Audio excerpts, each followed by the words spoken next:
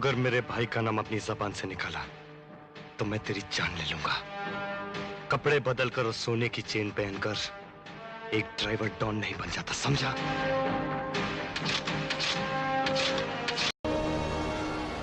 अब बनूंगा मैं सही खलनायक। बताऊंगा तुम्हें, तुम्हारी दुनिया को कि खलनायक क्या होता है, एक सही खलनायक क्या होता है।